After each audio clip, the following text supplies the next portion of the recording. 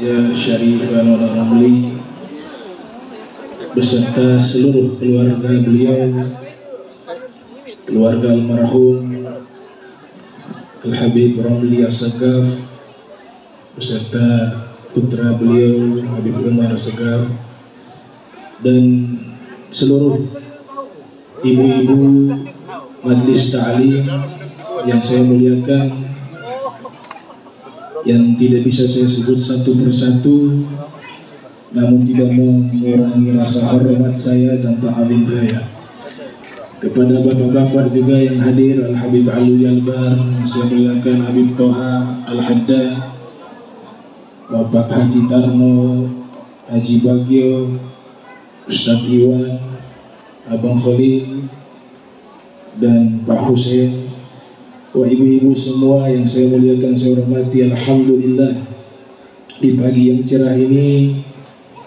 kita sama-sama berkumpul untuk menghadiri dari Maulid Rasul Muhammad sallallahu alaihi wasallam.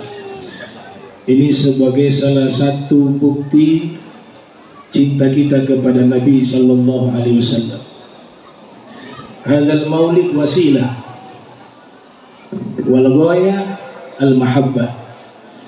Maulid atau perayaan-perayaan ihtifal Maulid Rasul ini adalah wasilah, perantara, tapi tujuannya adalah untuk mengenalkan kita kepada Nabi Muhammad sallallahu alaihi wasallam, dan puncaknya kita bisa mencintai beliau. Mahabbah dikenal dengan istilah mahabbatur Rasulillah, cinta kepada Rasul, itu tujuan. Jadi seluruh perayaan-perayaan Maulid yang diadakan khususnya di bulan Rabiul Awal itu adalah wasilah dengan tujuan utama agar umat mengenal Rasul. Para ulama ahli fikih mengatakan al-hukmu lil wasail hukmu lil maqasid. Hukum perantara mengikuti hukum tujuan. Saya mungkin sedikit membahas dan menguraikan. Ada satu kitab pujian sanjungan kepada Rasul yang sangat terkenal, judulnya Burdah. Judul aslinya ada Al-Qawaqib Ad-Durriyah fi Madhi Khairil Bariyah. Ini maulid atau ini qasidah sangat terkenal, dibaca di berbagai belahan dunia Islam, ditulis oleh salah satu sastrawan Mesir terkenal bernama Al-Imam Busiri. Nama asli beliau ini Muhammad bin Sa'id bin Hamad As-Sunhaji Al-Busiri, lahir tahun 608 Hijriah, wafat 696 Hijriah. Al-Imam Busiri ini ada dua orang bernama Al-Imam Busiri. Al-Imam Busiri yang pertama tahun 600 tadi, yang mengarang Maulid Burda atau Al-Qawaqib Durriyah fi Madhi Khairil Bariyah, itu bernama Muhammad bin Sa'id. Ada juga Imam Busiri yang ahli hadis, nama aslinya Ahmad ibn Abi Bakar, lahir tahun 762 Hijriah, wafat 839 Hijriah. Ini dua orang yang berbeda, tapi keduanya ulama besar. Yang ahli hadis menulis kitab Misbahuz Zuzazah, ya, tentang komentar hadis Sunan Ibn Majah. Ibu-ibu tahu bagaimana Imam Busiri menulis kitab Burda?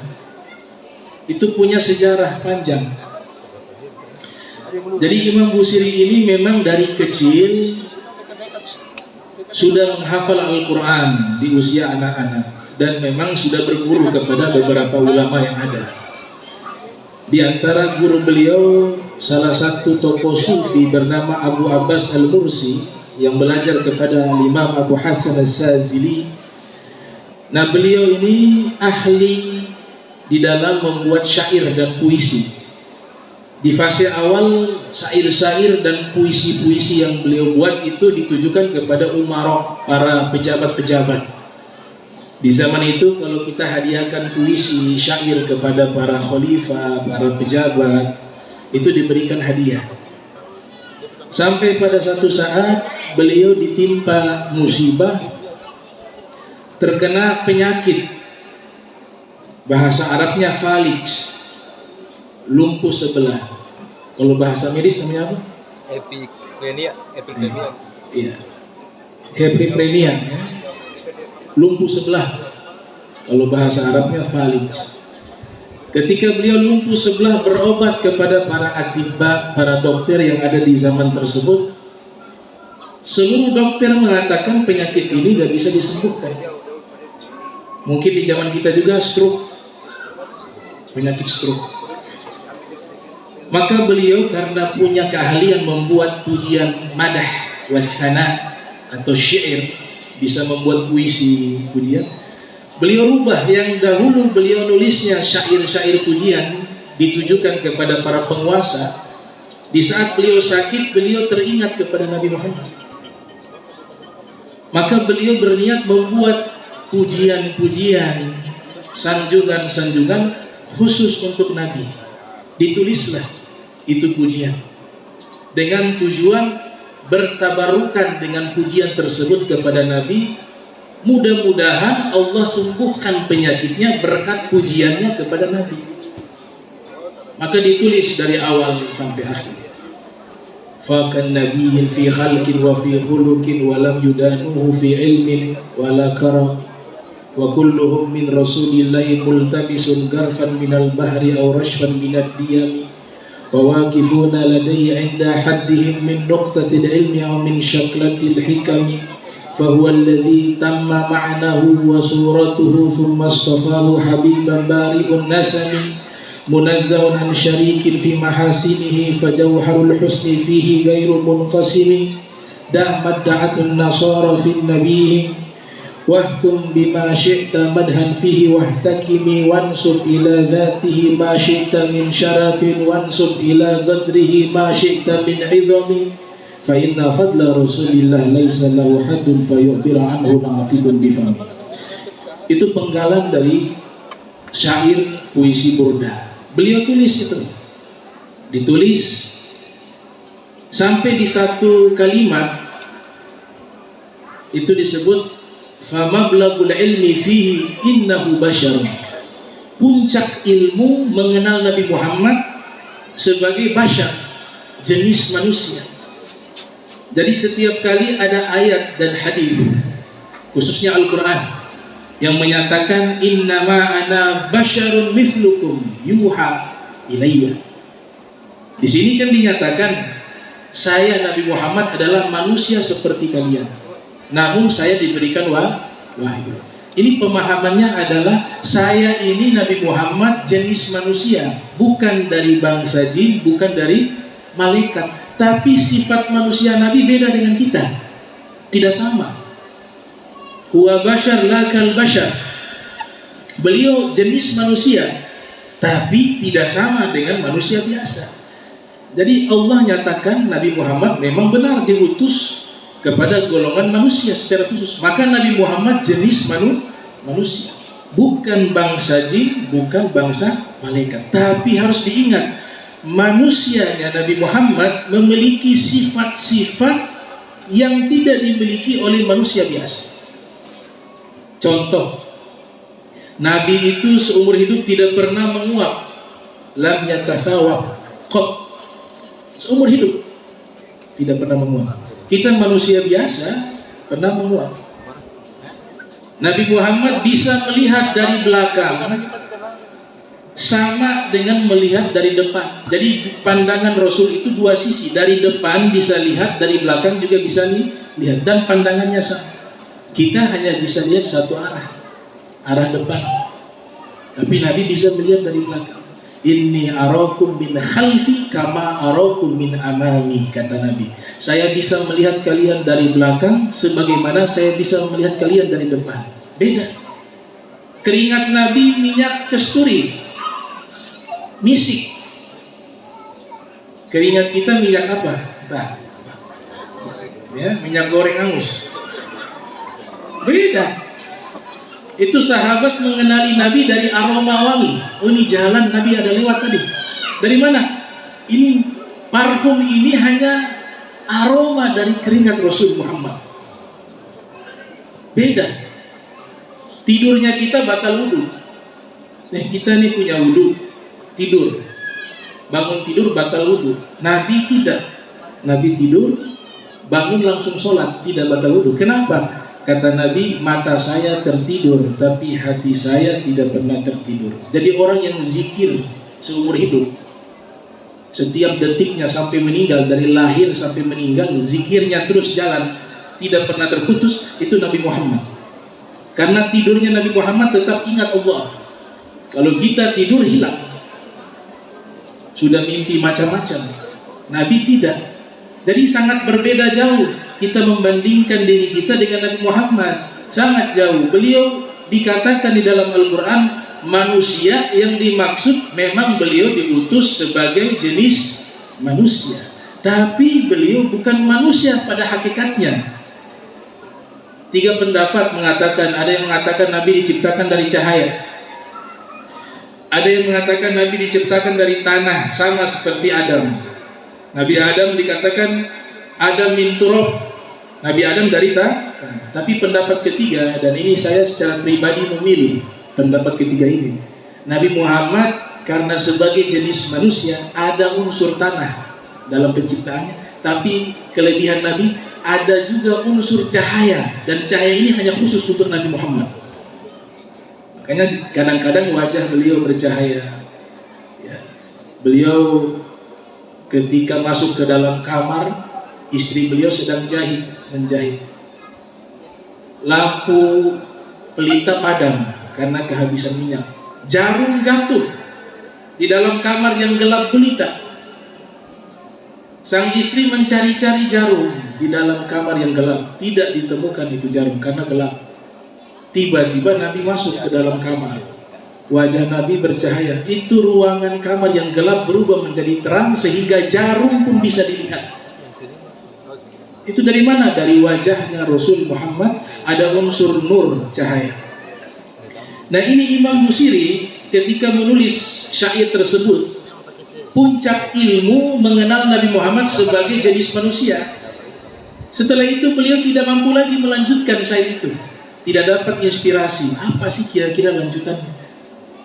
Akhirnya tertidur beliau. Di dalam tidur beliau bermimpi berjumpa Rasul Muhammad sallallahu alaihi wasallam, dan Nabi mengatakan kepada Imam Busiri, kau bacakan syair yang kau tulis untukku.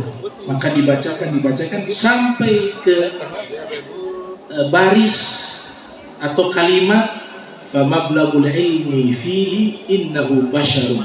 Puncak ilmu mengenal Nabi Muhammad adalah jenis manusia. Kemudian Nabi lanjutkan syair tersebut. Wa khairu khalqillahi kullihim. Innahu khairu khalqillahi kullihim.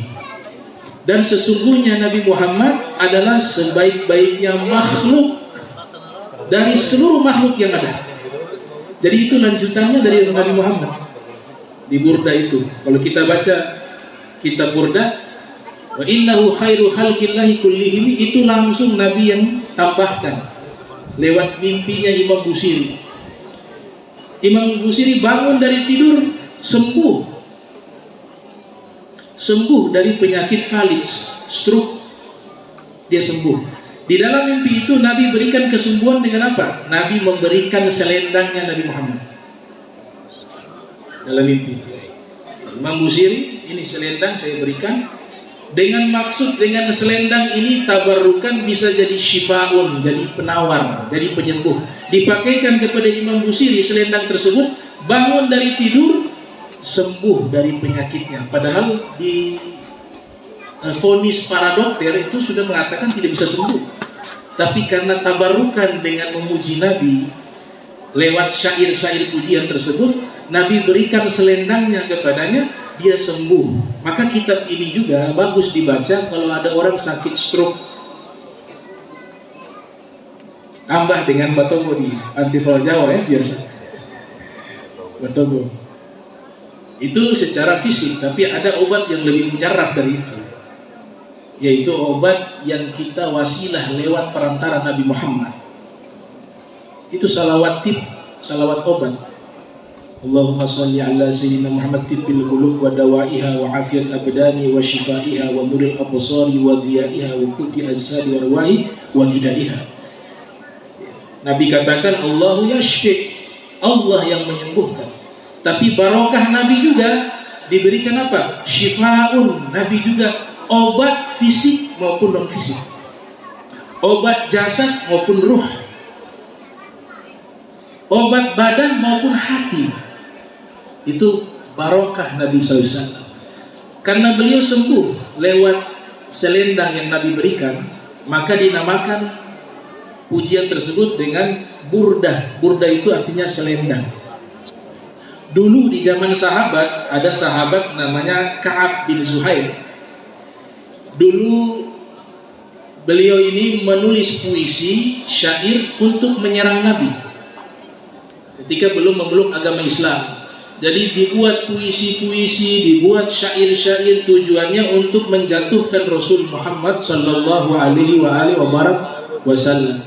Tapi tepat tahun 8 Hijriah setelah Fathul Makkah, ada yang melapor bahwa ini Ka'ab bin Zuhair selalu membuat puisi menjatuhkan dirimu wahai Rasulullah. Kata Rasul, cari dia, panggil dia, ketemu dengan saya, kata Nabi. Ternyata ketemu ini Ka'ab bin Zuhair, bertemu dengan Nabi. Dia meminta maaf dan menyatakan keislaman di hadapan Nabi Muhammad. Dan Nabi Muhammad punya sifat al-afu. Tadi di Maulid Ad-Dibaq itu dikatakan wa ya'fu an dzanbihi idza kana fi haqqihi wa sababihi wa idza dhiyya haqqullah lam yaqum ahadun li ghadabihi. Kalau masalah pribadi beliau maafkan, tapi kalau hukum Allah dilanggar, tidak ada seorang pun berani berdiri di hadapannya. Jadi Nabi Muhammad maafkan kepada Ka'ab bin Zuhair. Ka'ab bin Zuhair tahu cara membalas kesalahannya. Yang dahulu menulis puisi menyerang Nabi, dia minta izin, wahai Rasulullah, sekarang saya ingin menulis puisi pujian kepadamu.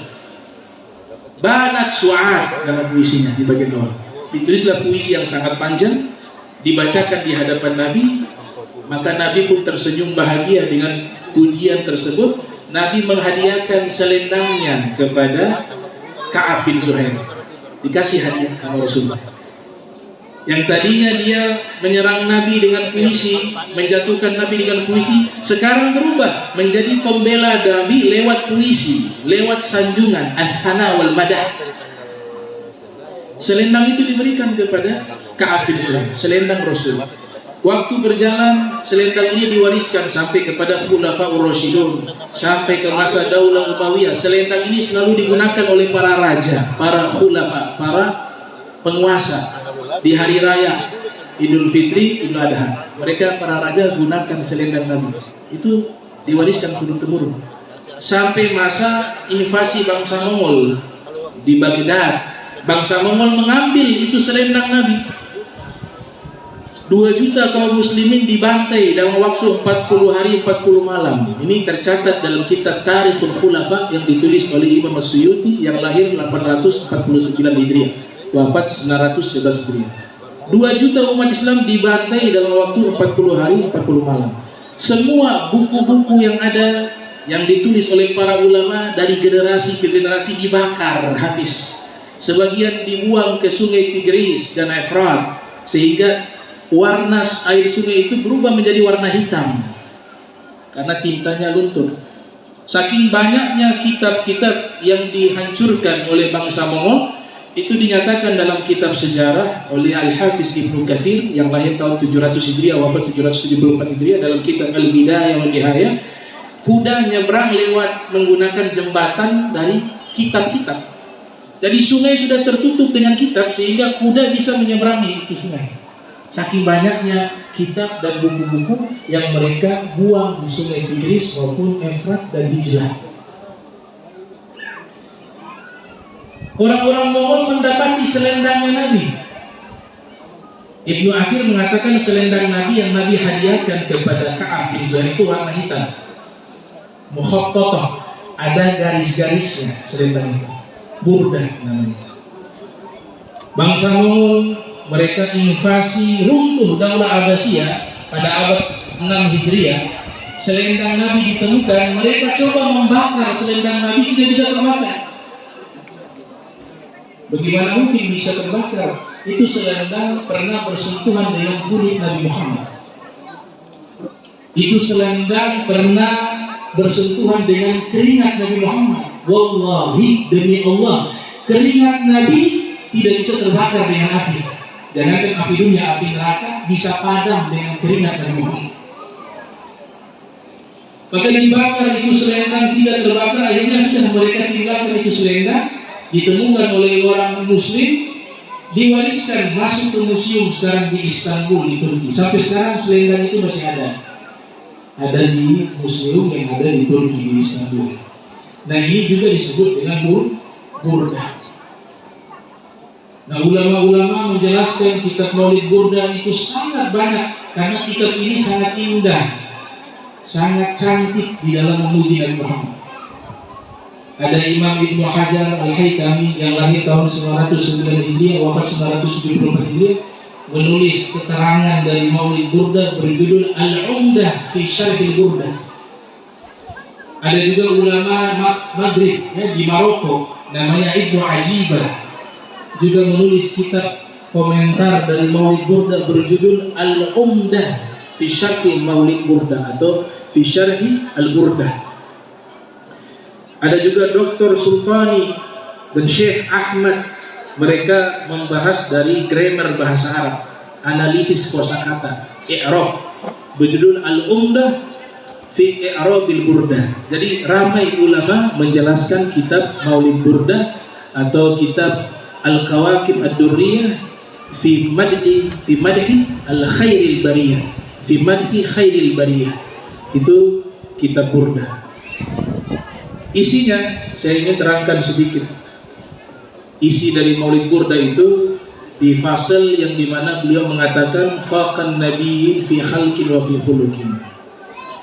Nabi Muhammad mengungguli seluruh para nabi fi khalqin, fisik, wa khuluqin, dan akhlak. Kalau berbicara fisik Nabi Muhammad jauh lebih indah dari Nabi Yusuf. Dalam kitab tafsir Jalalain dinyatakan Nabi Yusuf itu diberikan separuh keindahan. U'tiya Yusuf nisfal jamal. Sedangkan Nabi Muhammad diberikan kullal jamal, seluruh keindahan. Kita baca di surat Yusuf, wanita-wanita ketika melihat ketampanan Nabi Yusuf sengaja disediakan oleh Zulaikha. Dalam tafsir Mafatihul Ghaib ditulis oleh Fakhruddin Ar-Razi yang lahir tahun 544 Hijriah, wafat 606 Hijriah, menceritakan Zulaikha sengaja menyiapkan pisau dan buah di situ. Kemudian diperintahkan Yusuf. Nabi Yusuf berjalan di hadapan seluruh wanita yang ada sambil mereka memotong itu buah. Ketika melihat ketampanan Nabi Yusuf terbius. Akhirnya yang mereka potong bukan buah, mereka potong jari-jari mereka, terpotong-potong, dan tidak merasakan sakit. Maka kata Sayyidah Aisyah, walau niswatu Yusufa la ra'ayna jamalahu la atharna dati al-qulub alal aini.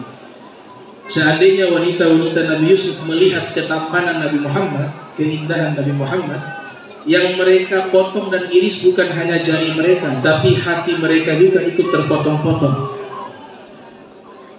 Tapi Allah tutup itu.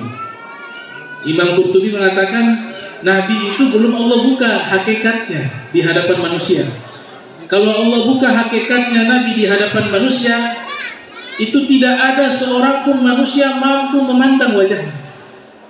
Karena begitu sempurnanya fisik Rasul Muhammad Sallallahu Alaihi Wasallam. Dan semua para Nabi itu tampan, gagah. Kalau ngaku-ngaku Nabi palsu, mukanya tidak tampan, berarti bukan Nabi. Karena syarat mutlak seorang Nabi itu wajahnya tampan, suaranya indah. Ma ba'atsallahu nabiyya illa hasanal wajhi hasanal sauti wa inna nabiyakum ahsanuhum wajhan wa ahsanuhum sauta. Tidaklah Allah mengutus seorang Nabi melainkan Allah hiasi wajah Nabi tersebut tampan dan suaranya indah. Dan Nabi kalian, Nabi Muhammad adalah manusia yang paling tampan wajahnya dan paling indah suaranya, kata Rasul Sallallahu Alaihi Wasallam. wa ahsanu minka lam taraqatu aini wa ajmalu minka lam talidun nisa'u khuliqta mubarra'an min kulli aibin ka'annaka khuliqta kama tasha'u. Hasan bin Thabit mengatakan tidak pernah mata ini memandang yang lebih indah seperti melihat Rasul sallallahu alaihi wasallam. Tidak ada lagi wanita yang melahirkan anak-anak yang indah melebihi keindahan Nabi Muhammad sallallahu alaihi wasallam. Beliau tersucikan dari segala kekurangan, seluruhnya sempurna dalam penciptaan Nabi Muhammad, dan seakan-akan beliau diciptakan atas keinginan beliau sendiri. Jadi kalau fisik nomor 1 dah, kalau bahasa modern limited edition, sudah tidak dicetak lagi yang model Nabi Muhammad, sudah tidak ada. Selesai, hanya satu produk itu saja.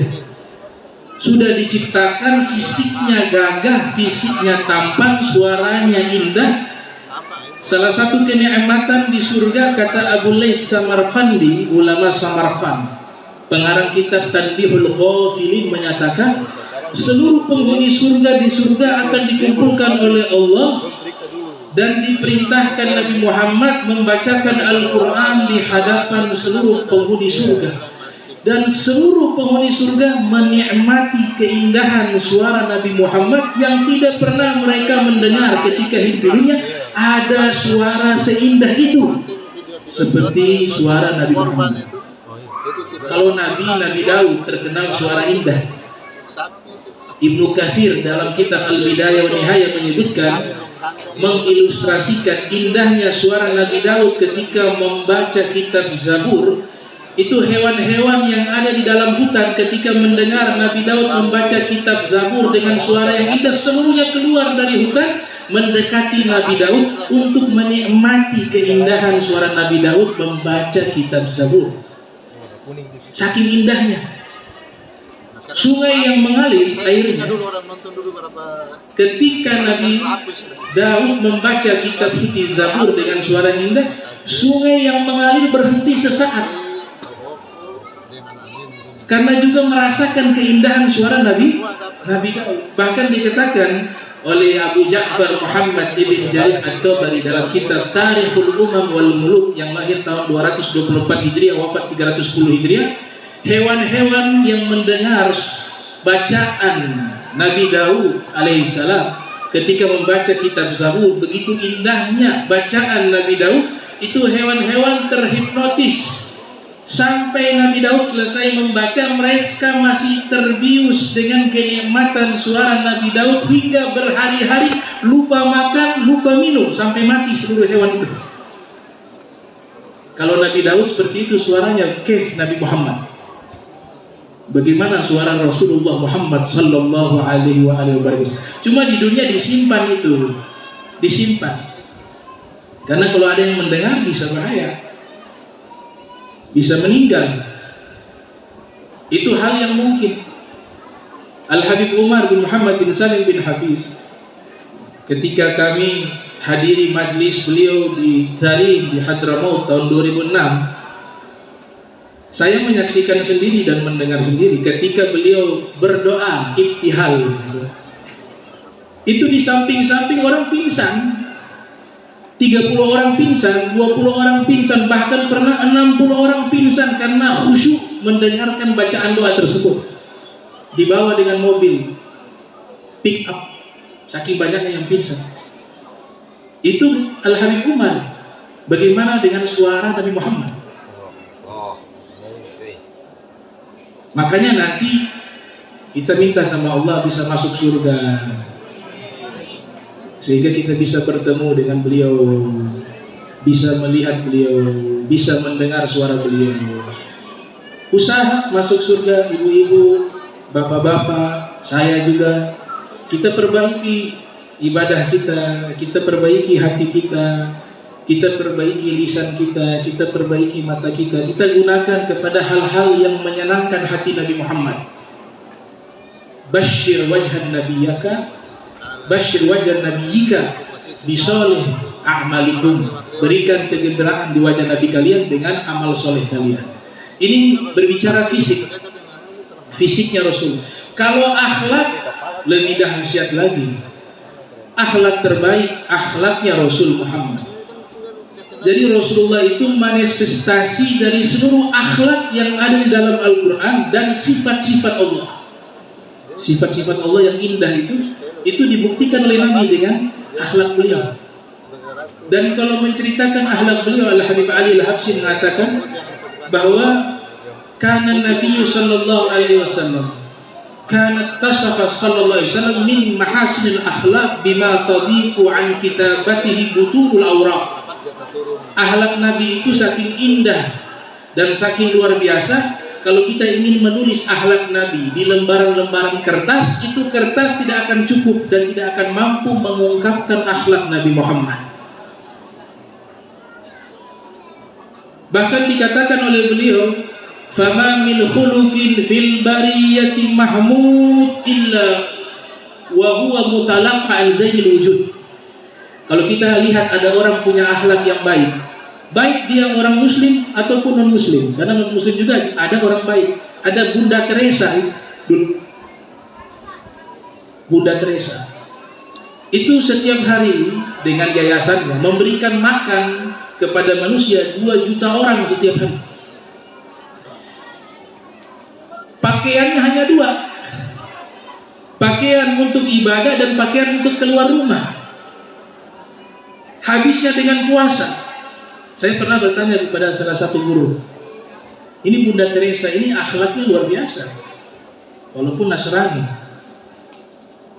Tapi di dalam hadis kita ketahui Nabi mengatakan as-sakhi qarib minallah, qarib minal jannah, qarib minan nas, wa ba'id minan nar. Orang dermawan itu dekat dengan Allah, dekat dengan surga, dekat dengan manusia, jauh dengan api neraka. Ini Bunda Teresa, ya Syekh, saya bertanya kepada guru saya, Bunda Teresa ini di atas dermawan. Maksudnya di ayat yu'thiruna ala anfusihim walau kana bihim khasasah. Karakternya seperti ayat tersebut, mereka itu lebih mengutamakan orang lain dibanding mereka sendiri, diri mereka sendiri. Padahal mereka sendiri susah. Itu gambaran Bunda Teresa. Susah.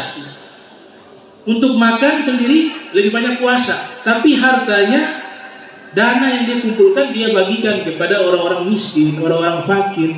Dan diberikan makan mereka setiap hari dengan data yang sudah disensus 2 juta manusia. Dan menolong orang tidak melihat agama. Mau muslim, mau kafir, mau Hindu, mau Nasrani, ditolong semuanya. Apakah orang dermawan semacam ini masuk neraka? Sedangkan Nabi katakan orang dermawan itu dekat dengan surga, dekat dengan Allah, dekat dengan manusia, jauh dengan api neraka. Maka sang guru saya mengatakan dia sudah memeluk agama Islam. Gak ada orang baik yang tulus melakukan kebaikan kemudian masuk neraka, tidak ada. Artinya apa? Allah pasti berikan petunjuk hidayah kepada mereka sebelum mereka meninggal dunia dengan menyatakan asyhadu an la ilaha illallah wa asyhadu anna Muhammad Rasulullah. Cuma ditutup karena beliau ini salah satu tokoh berpengaruh dunia, dapat Nobel perdamaian, ditutup. Tapi di situ ada kesepakatan antara orang Nasrani dengan orang Islam, orang Muslim. Begini saja, kami sholatkan dia secara Islam karena dia sudah Islam, tapi tidak perlu dipublikasi. Nanti setelah itu kalian publikasikan tradisi kalian dengan mengikuti ajaran Nasrani. Maka ketika prosesi pemakaman itu secara Nasrani, tapi sudah disolatkan oleh beberapa kaum muslimin. Cuma sejarah ini tidak disebutkan, tidak dipublikasikan. Nah ini kenapa? Sifatnya dermawan itu jauh dari api neraka. Tidak mungkin Nabi menyatakan itu keliru. Nabi mengatakan orang dermawan itu dekat dengan Allah. Kalau dekat dengan Allah pasti Allah beri petunjuk. Kalau sudah dekat dengan Allah berarti apa? Dekat dengan surga, dekat dengan manusia, jauh dengan api neraka, jauh dari api neraka. Ini akhlak dimiliki Bunda Teresa. Ada juga tokoh-tokoh internasional lainnya yang memiliki akhlak seperti itu. Semua akhlak yang baik itu yang mereka miliki, itu mereka mengambil dari akhlak mulia Nabi Muhammad. Semua di dunia ini. Ini tawadu, rendah hati. Itu kalau mau rendah hati, lebih rendah hati Nabi Muhammad. Dia ambil dari akhlak Nabi Muhammad dan seterusnya. Itu gambaran akhlak Rasul Muhammad. Tadi di Maulid Ad-Dibai dikatakan wa kana sallallahu alaihi wasallam ahsanan nasi khalqa wa khuluqa wa ahdahum ilal haqqi turuqa wa kana khuluquhul Qur'an wa shimatuhul ghufran. Itu luar biasa tuh. Itu sifatnya Rasul. Beliau itu orang yang paling sempurna fisik dan akhlak, menginginkan semua manusia masuk surga. Akhlak beliau Al-Quran, perangai beliau pemaaf, wa yansahu lil insan wa yafsahu fil ihsan, senang memberikan nasihat agar orang menjadi baik, sangat luas kebaikannya kepada manusia. Jadi Nabi itu punya cita-cita tertinggi, ingin semuanya masuk surga. Tahu iblis itu punya harapan dapat syafaat Nabi Muhammad di hari kiamat. Iblis, karena iblis tahu bagaimana Allah simbolkan Nabi Muhammad sebagai kasih sayangnya Allah yang terbesar. Dalam hadis Allah menciptakan rahmat 100 bagian. Ja'alallahu rahmat mi'ah juz'in. 99 rahmat Allah simpan, satu rahmat Allah turunkan di dunia. Tapi hakikatnya satu rahmat yang Allah turunkan itu Nabi Muhammad. 99 yang Allah simpan juga itu Nabi Muhammad. Karena Nabi Muhammad yang nanti diizinkan memberikan pertolongan kepada manusia, bukan hanya kepada orang Islam. Kepada orang kafir di yaumil kiamat juga dapat syafaat Nabi, tapi syafaat mempercepat proses hisab. Karena mereka diabaikan oleh Allah di padang mahsyar, tidak dilihat oleh Allah, tidak diurus oleh Allah. Nabi kasihan kepada mereka, ya Allah, cepat proses mereka. Maka diberikanlah syafaat. Itulah disebut syafaatul uzma, syafaat yang agung. Ini berbicara akhlak Rasul Muhammad sallallahu alaihi wasallam.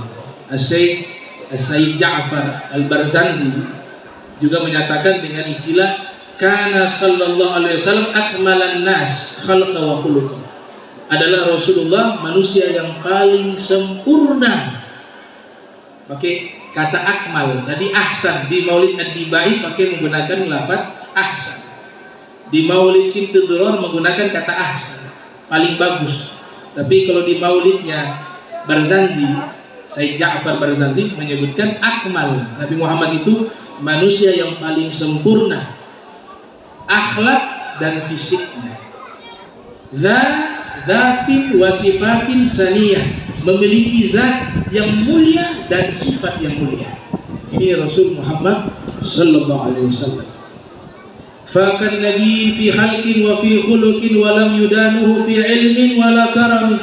Kemudian Imam Busiri menyatakan, dan Nabi Muhammad memiliki ilmu yang luar biasa, kemuliaan yang luar biasa, yang tidak ada seorang nabi pun memiliki ilmu yang sama dengan ilmu Nabi Muhammad. Wahab bin Munabbih ini salah satu tokoh tabi'in mu'allaf, dulu pendeta, pakar di kitab Taurat dan Injil. Wahab bin Munabbih. Makanya kalau riwayat yang beliau riwayatkan itu banyak kisah-kisah nabi-nabi terdahulu, karena beliau pakar terhadap kitab Injil dan Taurat. Beliau mengatakan, saya sudah observasi seluruh kitab-kitab suci, seluruh kitab suci yang Allah pernah turunkan, saya sudah melakukan observasi terkait kecerdasan akal. Ternyata saya dapati makhluk di alam jagat raya ini yang memiliki kecerdasan yang luar biasa dan tidak bisa dikalahkan dan ditandingi oleh makhluk manapun, yaitu akal Nabi Muhammad. Bahkan Al-Imam Al-Qastalani dalam kitab Al-Mawahib Al-Laduniyah mengatakan Allah turunkan 100 kecerdasan dulu. 99 kecerdasan itu Allah berikan kepada Nabi Muhammad. Yang satu dibagi kepada seluruh makhluk yang ada di alam semesta, baik jin manusia. Kecerdasan mereka hanya ambil satu kecerdasan dari 99 kecerdasan Nabi Muhammad. Itu pernyataan siapa? Al-Imam Al-Qastalani dalam kitab Al-Mawahib Al-Laduniyah. Salah satu contoh dalam kitab Sirah Nabawiyah karya Abdul Qasim As-Suhaimi Rawdul Unf, juga disebutkan oleh Ibnu Hisham dalam kitab As-Sirah Nabawiyah, juga disebutkan oleh Dr. Said Ramdan Al-Buti dalam kitab Fiqih As-Sirah Nabawiyah. Salah satu bukti kecerdasan Nabi Muhammad di peristiwa Perang Badar. Salah satu contoh kecerdasan beliau, kamalul akal. Beliau belum mengetahui jumlah musuh yang datang. Ini musuhnya kan orang-orang musyrik yang ada di Makkah. Belum tahu jumlahnya berapa. Sedangkan beliau itu kurang lebih 313 dalam satu riwayat, atau 314. Itu juga orang munafik ada yang pulang juga. Sebenarnya ada lebih daripada itu. Ada yang pulang orang munafik. Coba lihat cerdasnya Nabi Muhammad. Nabi Muhammad bertanya kepada salah satu sahabat, jumlah musuh berapa? Sahabat ini mengatakan, kurang tahu, kurang lebih berapa, saya belum memperkirakan wahai Rasulullah. Tidak tahu jumlahnya. Nabi bertanya kedua kalinya, baik, kamu lihat setiap hari mereka memotong unta berapa ekor? Setiap hari kamu simak itu berapa ekor mereka potong? 10 ekor. Oh, berarti jumlah mereka 1000, kata Nabi. Dari mana Nabi tahu? Karena biasanya 1 ekor unta itu dikonsumsi oleh 100 orang. Kalau setiap hari 10 ekor unta mereka potong, karena dibuat kemah di situ. Mereka tidak langsung datang berperang, tidak. Buat kemah berhari-hari di situ. Setiap hari mereka makan memotong unta. 1 hari 10 ekor. Biasanya 1 ekor dikonsumsi oleh 100 orang. Dan ini mereka setiap hari memotong 10 ekor, maka 10 kali 100 sama dengan 1000. Itu contoh kecerdasan akal Nabi Muhammad. Dan semua Nabi cerdas seperti itu. Nah, ilmu Nabi Sulaiman, ilmu Nabi Nuh, ilmu Nabi Adam, itu mereka hanya mengambil setetes dari lautan ilmu Nabi Muhammad. Wa kulluhum min rasulillahi multamisun garfan minal bahri aw rashfan minad diyami. Semua mereka mengambil setetes dari ilmu Nabi Muhammad, dari lautan ilmu Rasulullah Muhammad sallallahu alaihi wasallam. Nabi Sulaiman itu cerdas juga. Ada 2 orang wanita memperebutkan seorang bayi. Yang satu mengatakan ini bayi saya. Wanita yang satunya mengatakan ini bayi saya. Diperebutkan ini bayi. Kalau begitu kita bawa kasus ini ke pengadilannya Nabi Sulaiman. Waktu itu menjabat sebagai raja, juga qadhi hakim. Ini cerdasnya Nabi Sulaiman. Datang 2 wanita. 2 wanita ini mengatakan, ini anak saya. Yang satu, ini anak saya. Berebut. Nabi Sulaiman cerdas. Begini aja. Ini kan dua-dua ngotot. Si ibu A ini mengaku anaknya, si ibu B mengaku ini anaknya. Sedangkan tidak ada saksi dan bukti yang bisa menguatkan ini anak siapa. Anak baru lahir. Begini saja kata Nabi Sulaiman. Kita adu saja. Kalian siapa yang bisa menarik lebih kuat bayi tersebut, maka jatuh di tangannya. Yang kalah berarti bukan anaknya. Jadi dibuat kayak lomba apa? Tali itu, tarik tambang. Tapi ini versinya bayi, anak bayi yang jadi tali tambangnya. Ini cerdasnya Nabi Sulaiman. Nabi Sulaiman mengatakan siapa yang menang berarti dia ibunya. Maka anak bayi itu mulai dibuat seperti tali tambang. Ternyata ibu yang A mengatakan, enggak, saya bukan ibunya. Saya bukan ibunya. Biar itu begitu. Kata Nabi Sulaiman mengatakan itu, kamu inilah ibunya. Kenapa? Karena tidak mungkin seorang ibu tega melihat anaknya teraniaya. Walaupun dia berkorban mengatakan itu bukan anak saya, yang penting anaknya selamat. Walaupun dia mengatakan demikian, tapi yang satu ternyata anaknya mati, wafat ketika melahirkan. Dia lihat ada anaknya orang, diambil dan bukan anaknya, maka dia yang penting menang. Tidak peduli anak ini mau sakit ketika menarik dengan ibu itu, yang penting menang. Berarti ini bukan ibunya. Ini yang berkorban mengatakan saya bukan ibunya, saya tidak, itulah ibunya. Ini kecerdasan Nabi Sulaiman. Nabi Sulaiman sudah secerdas itu, bagaimana Nabi Muhammad? Dan ini juga pelajaran ibu-ibu zaman sekarang ini, sharing saja, sharing, karena kasus banyak. Kita kalau punya anak-anak di zaman sekarang, jangan percayakan kepada orang yang bukan kerabat ya. Walaupun kerabat, sebisa mungkin yang jaga ibu. Kasus yang terjadi penganiayaan, orang yang menjaga anak ternyata menganiaya anaknya, itu sudah tidak terhitung jumlahnya, banyak. Sekarang dibantu dengan CCTV juga, bisa digunakan CCTV. Ya karena memang secara apa? Secara biologis yang mampu menjaga anak ibu. Sekalipun nenek gak punya hormon yang khusus seperti itu. Hormon nenek gak ada, hormon jaga cucu gak ada. Hormon menjaga anak itu hanya milik ibu dan bapak. Selain daripada itu, sekalipun dia adalah orang tua kita atau posisinya sebagai nenek, sebagai bibi, sedangkan itu bukan anaknya, hormon menjaganya itu tidak ada. Makanya beda penjagaan antara penjagaan anak dari lewat penjagaan ibu dengan penjagaan anak dari nenek, itu beda. Karena memang Allah tidak ciptakan hormon kasih sayang dan penjagaan secara khusus kepada nenek untuk menjaga cucu, tidak ada. Yang ada hormon khusus kepada ibu menjaga anak. Apalagi orang lain. Bukan berarti kita melarang untuk orang lain jaga, tidak. Tapi apa? Ada pengawasan.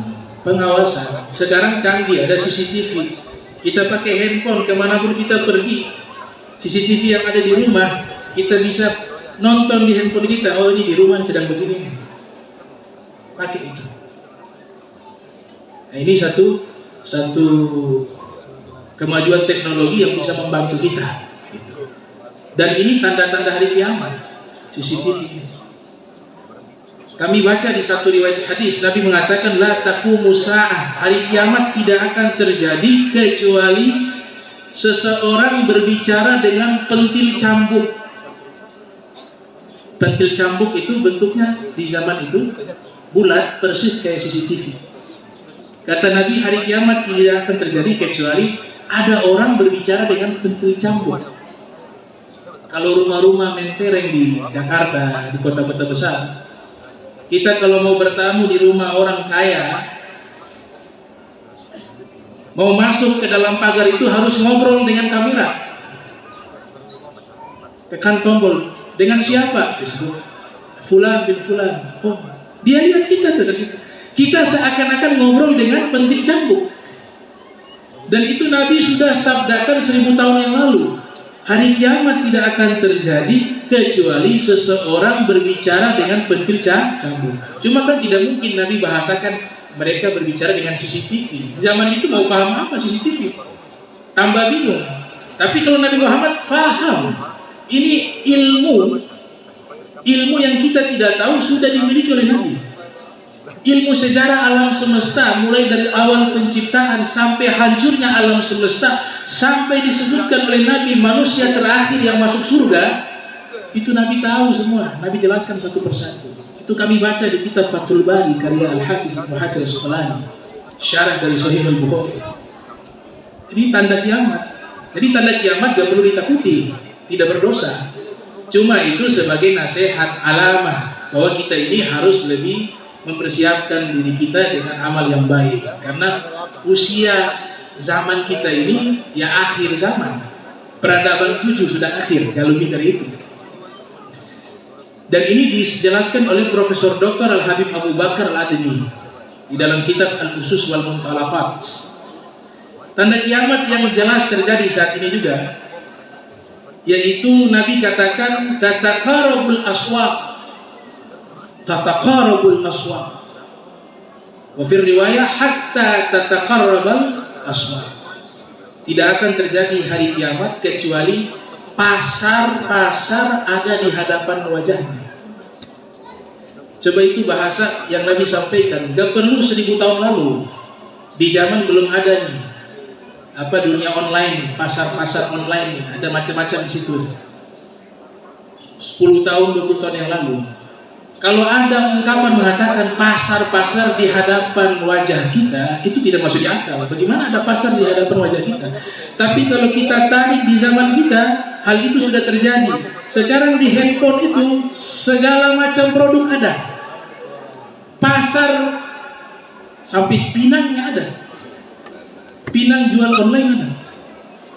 Iya. Lazada, apalagi itu. Ibu-ibu lebih paham tuh. Shopee, apalagi banyak tuh. Itu Nabi sudah katakan 1000 tahun lalu. Kalau menggunakan pendekatan bahasa Arab, menggunakan alif, itu artinya muqabalah. Tataqarab, ada alif. Muqabalah artinya apa? Saling berhadapan. Nabi katakan tidak akan terjadi hari kiamat terkecuali pasar-pasar tersebut ada di hadapan wajahnya. Sekarang sudah terjadi. Ya, kita mau beli apa saja bisa. Cuma kalau ibu-ibu pegang bahaya juga. Lihat satu sana. Anak-anak juga begitu. Tapi ini alamah, tanda kiamat. Tafsiran kedua, pasarnya bukan pasar online yang ditafsirkan. Media supermarket. Supermarket menjamur. Ada apa-apa saja juga. Alfamidi, Hypermart, Indomaret, Selecta. Sebut juga Selecta. Gloria, Dua Sekawan. Dan pasar sudah pindah di supermarket. Bukan hanya menjual jajanan atau apa, tetapi sudah ada sayur di situ, ada ikan di situ, ada daging. Subhanallah, Nabi katakan pasar dekat, tanda-tanda kiamat, pasar menjadi dekat kepada konsumen. Katakan, hazal zaman terjadi itu. Nah, ini ilmunya Nabi Muhammad. Saya ingin gambarkan begitu hebatnya ilmu Rasul. Saya pernah baca satu kitab Imam Ali bin Abi Thalib, Jifrul A'zam nama kitabnya. Itu kan kode-kode, kemudian ulama coba menyusun. Jadi gak semua orang mampu membaca kitab itu. Saking hebatnya ilmunya Imam Ali, dan Imam Ali ini adalah gerbangnya ilmu. Nabi Muhammad kotanya ilmu. Hadis kita hafal semua. Ana Madinatul Ilmi wa Aliyu babuha. Subhanallah. Sayyidina Ali bin Abi Thalib menceritakan Perang Dunia Pertama, Perang Dunia Kedua, Perang Dunia Ketiga. Disebutkan nama negara Amerika, Rusia di akhir zaman, sedangkan negaranya belum ada. Bahkan daftar nama mujahid, pejuang-pejuang yang ikut berjuang bersama Imam Mahdi, asalnya dari negara mana, disebutkan namanya dan asal negaranya satu persatu disebutkan oleh Imam Ali bin Abi Thalib. Bahkan disebutkan turunan saya akan ada di akhir zaman di satu negara yang pulaunya banyak, di satu negara yang mereka yaqra'una al-Quran, senang membaca Al-Quran, tapi kebanyakan dari mereka tidak mengetahui arti Al-Quran. Bahkan banyak yang menghafal Al-Quran, namun kebanyakan dari mereka tidak mengerti arti daripada Al-Quran. Turunan saya banyak di negeri tersebut pulaunya banyak dan sering terjadi gempa bumi, zalazil. Dekat dengan Sin, kata beliau. Sin, Cina. Zaman itu mereka tahu letak geografis yang paling jauh antara Jazirah Arab dengan yang letak paling jauh itu mereka tahu Sin. Tapi Sin Ali sudah mengatakan ini negeri dekat dengan Cina. Maka diterjemahkan oleh para ulama yang dimaksud adalah Indonesia.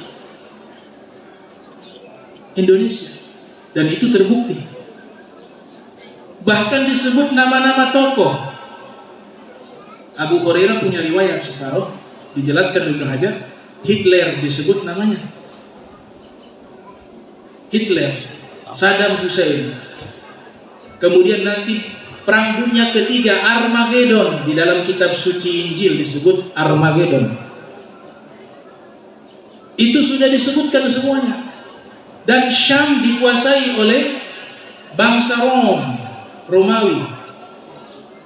Perang dunia ketiga terjadi, di mana 40 bendera menghadapi Imam Mahdi. 40 bendera, simbol satu bendera satu negara. Sekarang ada PBB, ada NATO, dan seterusnya. Oki.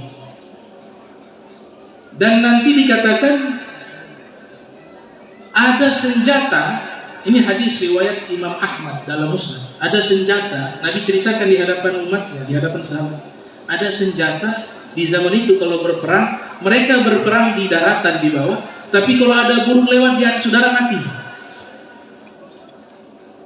Istilahnya bom nuklir. Bom nuklir. Itu Nabi sudah ceritakan. Lewat Sayyidina Ali, lewat ulama, ada yang lewat ilham dan seterusnya. Tapi sumbernya kembali ke ilmu Nabi Muhammad sallallahu alaihi wasallam. Bahkan ibu-ibu sudah berapa? Ibu-ibu pernah dengar riwayat utlubul ilma walau bisin. Tuntutlah ilmu walaupun ke negeri Cina. Ya, ini para muhadithun berbeda pendapat. Ada yang mengatakan ini bukan hadis. Ada yang mengatakan hadis. Ya, kita tidak bahas masalah itu. Kita bahas ilmunya Nabi Muhammad di sini. Kita terima ini sebagai riwayat. Ibnu Arabi mengatakan hadis ini Nabi sedang berbicara tentang akhir zaman, di mana nanti hari kiamat tidak akan terjadi terkecuali seluruh orang-orang Muslim sudah wafat. Gak boleh ada satupun yang sisa, gak boleh. Semuanya sudah wafat.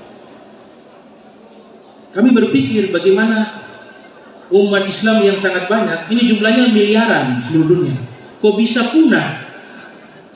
Ternyata dijelaskan oleh Ibn Arabi, mengatakan nanti di akhir-akhir mendekati hari kiamat, seluruh pasangan pengantin laki dan perempuan yang menikah secara Islam seluruh satu dunia ini tidak akan punya keturunan. Semuanya. Kita lihat sekarang populasi menurun. Zaman dulu kalau orang tua-tua dulu ada anak 11, 12, 13, 16. Sekarang 3, 2, 1. Bahkan banyak yang belum dikasih rezeki punya anak. Insya Allah diberikan rezeki punya anak. Ini sebenarnya alamat. Nanti pada satu fase seluruhnya yang menikah secara Islam tidak punya anak. Akhirnya apa? Punah. Tapi yang lewat perzinahan punya anak, menikah dengan tidak menggunakan hukum Islam punya anak. Inilah yang membuat populasi umat Islam punah di zaman itu. Tapi hanya 2 pasangan suami istri yang menikah secara Islam di zaman itu yang memiliki anak. Satu anak laki-laki. 2 pasangan ini Muslim dan Muslimah. Ada di mana waktu itu? Ada di Sin, di Cina, kata Ibn Arabi. Kedua-duanya ini menikah punya anak 1 tok laki-laki. Selain itu tidak ada. Sehingga 1 orang laki-laki inilah Allah berikan ilmu laduni kepadanya. Dia hidup menjadi seorang ulama dan sebagai orang Islam satu-satunya yang hidup di zaman itu. Karena setelah itu kedua orang tuanya meninggal. Nabi mengatakan seandainya ada di antara kalian yang hidup di zaman itu, carilah ilmu ke negeri Cina, belajar kepada dia. Utlubul ilma walau bisin. Karena dia satu-satunya ulama yang ada di dunia ini. Nah, ini ilmu wahbi, ilmu anugerah yang Allah berikan kepada Ibn Arabi. Sumbernya selalu bersanad kepada sumber ilmu nomor 1, yaitu Nabi Muhammad Sallallahu Alaihi Wasallam. Nah ini mudah-mudahan kita semua ya mendapatkan barokah Nabi Muhammad. Ibu-ibu baca Maulid Ad-Dibai, Maulid Burdah, Maulid Sintidror, itu sama, tujuannya satu, mengenalkan kita kepada Nabi Muhammad. Kalau baca afdol, bagus, tapi paham makna itu lebih afdol. Karena tujuan baca Maulid itu rangkuman sejarah. Makanya sangat sayang sekali mengadakan acara Maulid hanya baca, gak ada yang terangkan tuh, sayang. Kecuali semuanya paham, baca paham artinya, itu tidak masalah. Jadi tujuannya Maulid itu apa? Ringkasan sirah nabawiyah untuk memudahkan umat mengenal Nabinya Muhammad Sallallahu Alaihi Wasallam. Dan kita harus ingat bahwa nanti di dalam kubur yang menyelamatkan kita itu adalah pengenalan kita kepada Nabi Muhammad. Dalam Sahih Bukhari, seorang masuk ke dalam kubur, malaikat membawa foto Nabi Muhammad. Jadi gak perlu lagi tanya man rabbuka, wa man nabiyuka, wa ma kitabuka, wa ma kiblatuka, wa man ikhwanuka. Siapa Tuhanmu, siapa nabimu, apa kiblatmu, apa kitab sucimu, siapa saudaramu. Itu pertanyaan sudah tidak berlaku kalau kita kenal Nabi Muhammad. Kenapa? Karena di dalam kubur yang pertama kali disodorkan oleh malaikat surah di hadis. Saya tidak tahu teknologi apa yang dipakai di dalam kubur ya. Karena kosakata surah itu foto, gambar. Bisa arti foto, bisa arti gambar. Malaikat tunjukkan kepada orang yang ada di dalam kubur. Kau kenal dia tidak?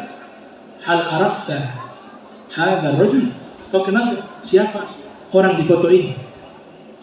Dia mengatakan, saya kenal, ini Nabi saya Muhammad. Selamat dia sampai masuk surga. Lihat, hanya mengenal foto Nabi Muhammad selamat. Gak ditanya sama malaikat siapa Tuhanmu, siapa nabimu, apa kitabmu, apa kiblatmu, siapa saudara. Sudah gak ditanya. Ini pertanyaan ini menakutkan. Kita bisa gugup. Jangan dipikir gampang nanya menjawab pertanyaan itu. Kita ini bukan pindah kota, bukan pindah negara. Pertanyaan itu muncul, kita baru pindah alam. Pindah alam saja sudah menakutkan. Ditambah dikasih pertanyaan. Orang yang gugup, sekalipun dia hafal surat Fatihah, sekalipun dia hafal kalimat syahadat, tapi kalau gugup, hilang. Ini yang nanya malaikat. Makanya cara yang paling menyelamatkan kita adalah mencintai, mengenali Nabi Muhammad, agar Nabi Muhammad cinta kepada kita dan mengenal diri kita. Itu selamat sampai masuk kelas VIP di surganya Allah.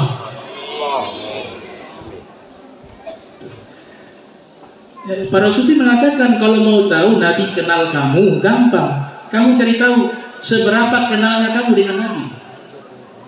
Kau mau tahu Nabi cinta kepadamu, gampang, cari tahu di hatimu seberapa besar cintamu kepada Nabi Muhammad. Kalau di hatimu Nabi Muhammad 80, maka Nabi Muhammad cinta kepada kita 80. Kalau di hati kita ada 90, maka Nabi Muhammad akan cinta kepada kita 90. Kalau di hati kita ada 100 Nabi Muhammad, maka Nabi Muhammad akan cinta kepada kita 100 cinta.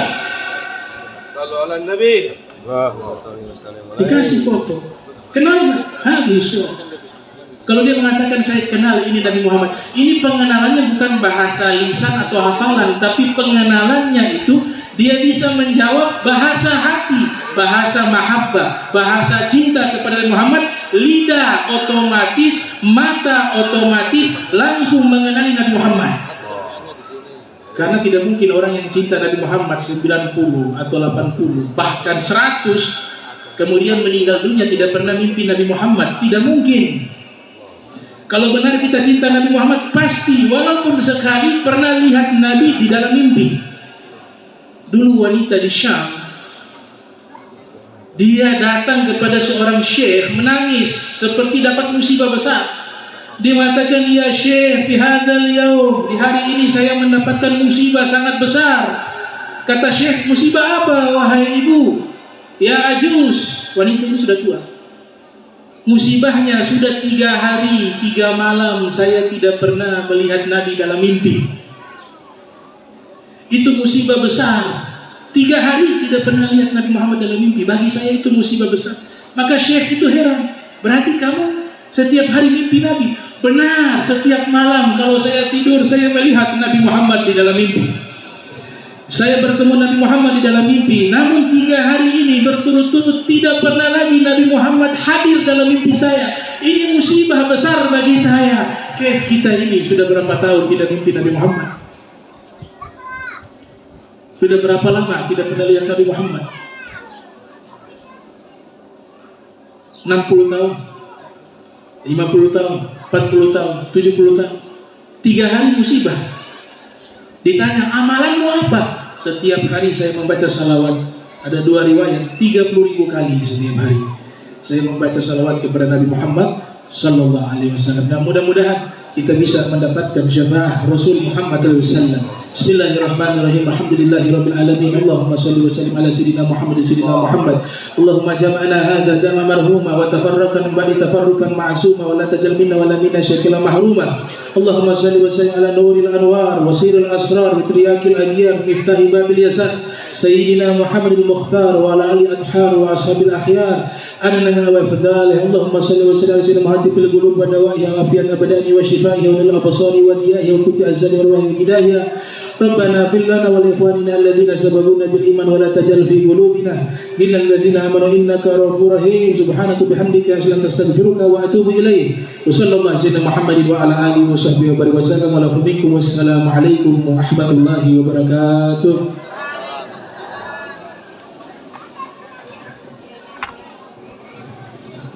Ya, demikianlah para hadirin sekalian, hikmah maulid yang sama-sama kita telah dengarkan.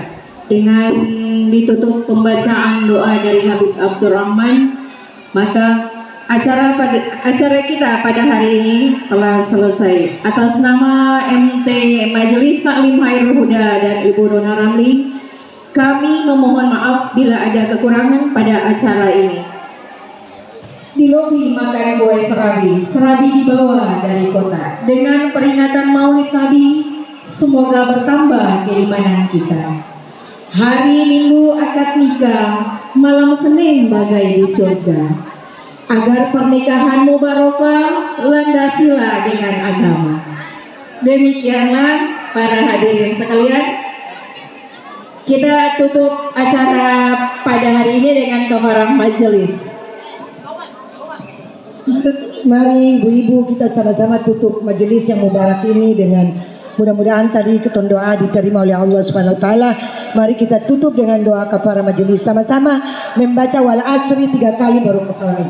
Bismillahirrahmanirrahim. Wal asr innal insana lafi khusr illa alladzina amanu wa amilus shalihat wa tawasaw bil haqqi wa tawasaw bis sabr. Bismillahirrahmanirrahim. Wal asr innal insana lafi khusr illa alladzina amanu wa amilus shalihat wa tawasaw bil haqqi wa tawasaw bis sabr. Bismillahirrahmanirrahim.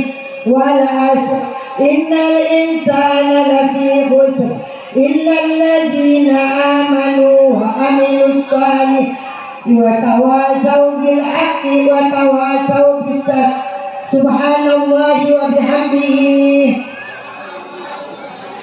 subhanakallahumma wa bihamdika, ashhadu an la ilaha illa anta, astaghfiruka wa atubu ilaik. Wa sallallahu ala sayyidina Muhammad wa ala ali sayyidina Muhammad. Subhana rabbika rabbil izzati amma yasifun wa salamun alal mursalin walhamdulillahi rabbil alamin. Sambil mengambil makanan, insyaallah kita dihibur oleh